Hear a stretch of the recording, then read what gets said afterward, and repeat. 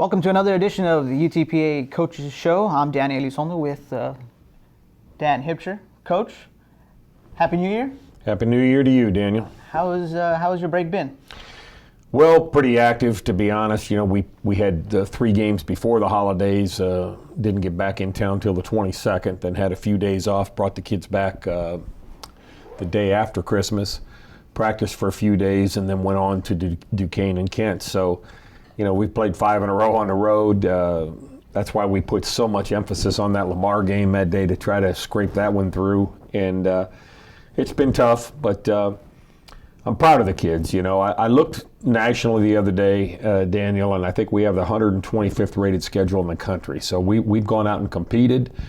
To be honest, have had many opportunities to win, but unfortunately we're 5-9. But we've only played 3 home games, and it has been tough out there, but we've given ourselves a lot of opportunity. But when I made the schedule, I was kind of looking at a different team too. I was looking at Chrissy Quinnipiac. I was looking at definitely Sean Noriega being a big part of it. And, you know, we've had injuries in and out, but finding a way to compete and play every night, and next man up mentality. You talk about competing in those 5 road games over the last 2 weeks. You guys have been close, about 5-7 points. Yes. What has it been that you haven't been able to get over the top? Well, other than Kent, where the first half at Kent, we blew 5 what I would call true layups. You know, not post shots, layups, and that dug us a hole that really cost us. But the big problem over the year has been the shooting from the perimeter, which again is Noriega a little bit, and secondly, rebounding the basketball, which is a big part of Chrissy Quinnipiac. You know, he's 6'8", 250 pounds. So finding ways to band-aid those areas. We have to play young kids. Bigham hadn't played a lot of Division I basketball, although he's a junior coming from junior college. And then Dan Kamasa, typical, 22 points, 8-9 rebounds up at St. Louis, and then can't find him at Creighton or Omaha or the next 2. So, you know, that's part of being young. But unfortunately, with kids sitting out, you've got to throw kids into an environment and situations that you feel for them. You can't ever let them know that you expect less out of them, but you also know the situation they're in and how difficult it is for them to go out there and perform night in and night out, playing 30 minutes of a game when you're just a young kid. Now, going back to that Duquesne game, Janari Joe started 22 points. He, I believe, got injured on a play where one of the opponents fell on his ankle.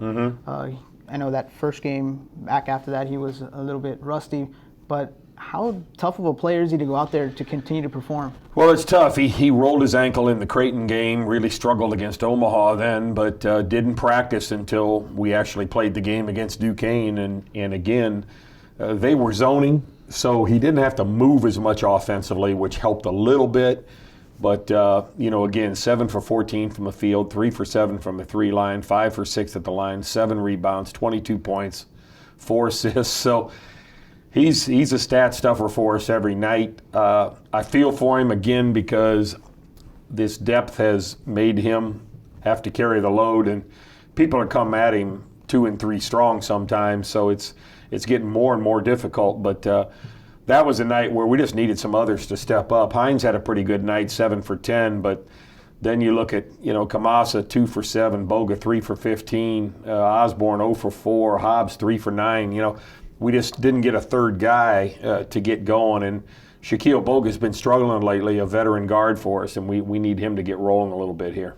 You mentioned you needed that third guy. Is that the basic formula for success in a basketball game? Yeah, usually. You know, you get 22 and 20 out of one, but then it doesn't have to be that another guy has to, you know, jump in and get 15, 20 points, but the other guys just have to maintain shooting a decent percentage and maybe finding those other guys a little more often. But the other thing, Daniel, and it lends to the rebounding problem, is we have really been putting a ton of time in on the defensive end lately because we just aren't getting the stops we needed to. Early in the season we were. We've struggled both games, 50% on the road this past weekend against 2 quality teams, but we've got to get some stops. Now going to that Kent game, Gennari again, 27 points, 10 of 14 from the floor. In your eyes, how much better can he get? Well, he's just a sophomore, and if he continues, he's getting better and better every day at reading screens and situations and learning how to play. He had 0 assists, 5 turnovers that game. So that's the biggest place he can probably clean things up. He's a 1 assist to a little over 1 turnover guy, and that's because a lot of the doubling and pressure that's coming at him and learning how to handle that, play through possessions a little deeper sometimes. The one thing a kid gets nervous with when they're scoring like he is for us is when they touch it, they have to make something happen.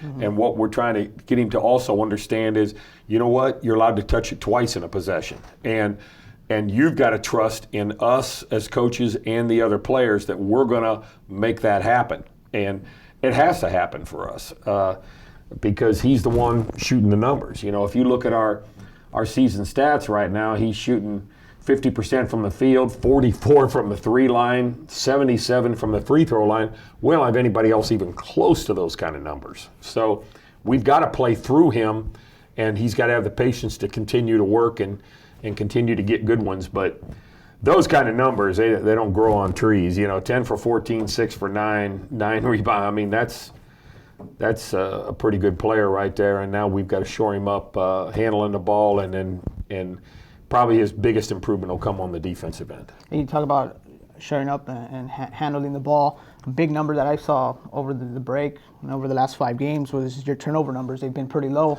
this year, and you guys have been getting better at that. We have been getting better at that, and that's what kept us in the Duquesne game. We had 7 turnovers, forced 22 by them, and but in the Kent game, both of us had 12 apiece. We had more assists than them. Our ball movement was good, but again, we just really never got them stopped the way we needed to, especially around the basket. And youthfulness and some lack of strength sometimes is affecting us in there. But just got to continue to try to keep grinding and keep getting better. It's been a tough stretch for us, but now we've got some home games. And again, that's no excuse either, Daniel. It's 94 feet and 50, no matter where you're playing. So you got to get ready to play. On the defensive side, what do you see that needs the most improvement from you guys? Probably the interior defense and the rebounding. Just our lack of strength and again, when you don't have a guy that can just lay in and knock guys off the block a little bit and be powerful, that's bothering us a little bit. Even last year, although we were shorter, Latte was a 4th-year junior and Cleveland was a 4th or 5th-year senior, so physically you were a little stronger. So we miss that presence a little bit in there at times, and then ball containment. And Daniel, some of it is on the mental side for us too. I'm a big believer that the smart team wins, and we struggle at times with decision-making offensively and defensively in terms of reading situations and rotational help. So in practice, you talk about, you say about being smarter. Do you put the guys through different situations like that during practice? We try to, and put them in situations that both physically and mentally stress them. And, we do put a lot of time into scouting report and that, but again, getting scouting report and teaching over to game situation is a little bit tougher. Kids' minds are racing on game night, and you got to get them to get where they communicate. Like, that's another thing that we're really trying to fight these kids on, is talking with each other. You go to an NBA game or even out here at the Vibe, the D-League, these guys communicate with each other at that level. Teammates are demanding of each other to do that because, number one, they don't want to get hurt. They don't want to get back screened and not know it. And number two, they know to be successful, they have to do it. And we got a great group of kids, but getting them to talk actively on the floor is another maturity level they've got to get to. Now, I've seen one drill during practice where it's 1-minute games. You put up a score on the scoreboard, you give them a minute, and they go out there and you put them in different situations.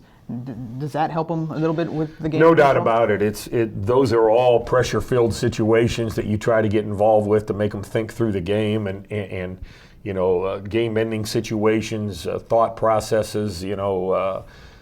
So what we try to do is we coach them during that session, but we want them to self-coach too, so that they can learn how to play in those kind of pressure situations. A great coach I worked for, Don Donaher at Dayton, always talked about, you shouldn't be drawing things at the end of the game. The kids should already know it, and if you are drawing it, you're just re-emphasizing something that they've already had knowledge on.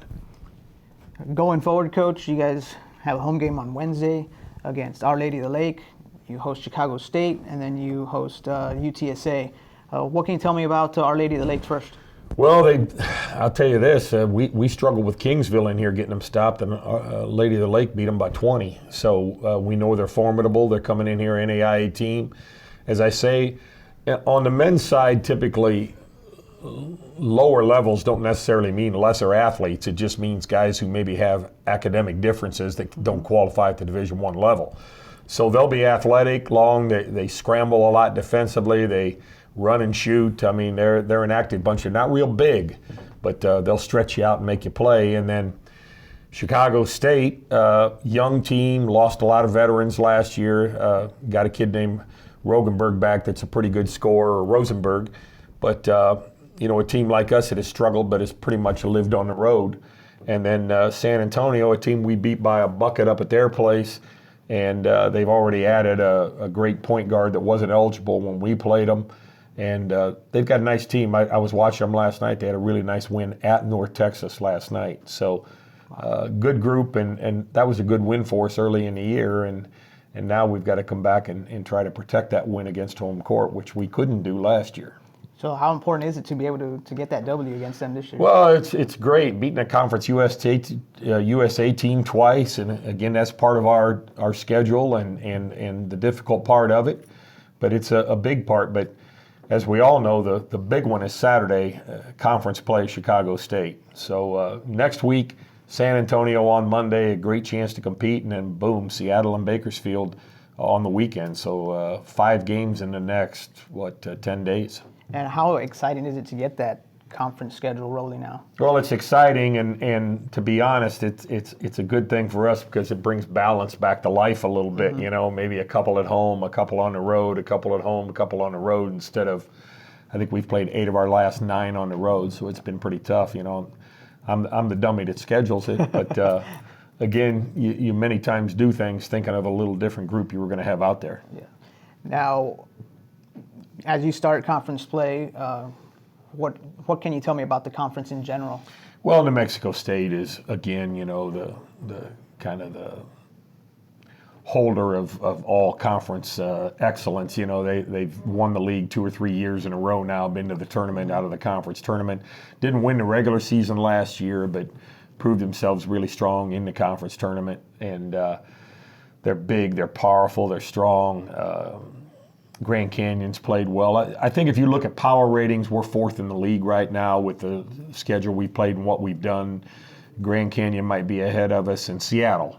Seattle has started out poorly and has really played well as of late. And again, they've got a guard named Umapeg that is leading scorer in the league. And New Mexico State has played without their best guard, the player of the year last year in the league, the Mullings kid. Mm-hmm. He's been out with an injury. I'm not sure what his status is, but when he comes back, they'll probably be even deeper and better, now that they've had to play without him. And up to this point of the year, expectations coming in were probably different. How do you see your team at this time? Well, I see us, again, with some things to shore up, but I like the competitive spirit of this group. Other than the Kent game, we haven't really been out of any game. And even at Kent, I think we pulled back to 12 and had the ball with about 10 minutes left and then just slipped up again. You get, when you play poorly, some nights you just have to play perfectly the rest of the game to get back in it, and it's very, very hard to do. And Fran Frischella is a good friend of mine, and we used to talk about it. When you play 26, 27, 28 game schedules, Daniel, you're going to play so well on 3 or 4 nights that you have no chance to lose against anybody, okay? Then you're going to have 3 or 4 nights where you almost have no chance to win. You see it in the NBA, great teams losing games. You go, how'd they lose that? It's just one of those things that happens. It's those other 20 games that it comes down to a possession or 2 here or there, and we're just trying to find our way a little bit there and figure out our roles and get a little bit more consistent play out of some of these guys that haven't played as well. And a big key for us is for Boga to start playing better again. And hopefully the Bronx and Boga will start playing better here at home. They go against Our Lady of the Lake on Wednesday, Chicago State on Saturday, and UTSA on Monday here at the UTPA Fieldhouse, 7 p.m. For more information, you can visit UTPABronx.com. Coach, thank you for your time. Thank you, Dan. Always insightful. And until next week, go Bronx.